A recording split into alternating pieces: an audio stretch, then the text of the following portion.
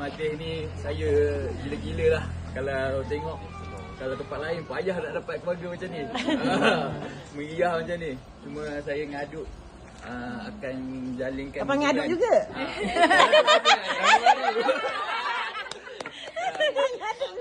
Hubungan saya dengan aduk ni sampai ke jannah lah. Amin, insyaAllah. Doakan saya bersama aduk. Aduk juga. Okey, ada. Okey, Assalamualaikum. Kesempatan ni Adu nak cakap pertama sekali jutaan terima kasih yang tak terhingga dekat semua dekat semua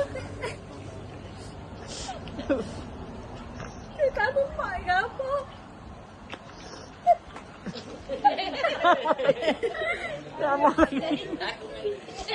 Dia campur dengan suka.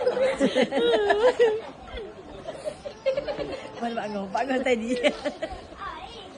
Dia orang jatuh nangis. Apa lagi ni? Mak dah gambar lepas tu untuk semua juga, untuk keduri ni sebelum keduri.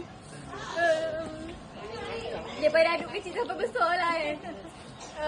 Untuk keduri ni pun aku nak ucap terima kasih. Maaf kalau ada silap daripada aduk sendiri. Lepas tu nak cakap terima kasih lah kat semua.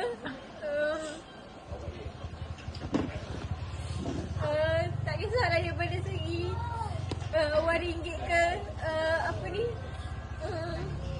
tenaga, ada tahu ada tak dapat balas benda tu. Ada harap keluarga kita akan kekal macam ni, ceria rapat macam ni. Tapi siapa lagi? Itulah. Dan doakan kita orang. Dan tak kena cakap. semoga dipermudahkan urusan. Okey, amin. Video. Dah. Dia memang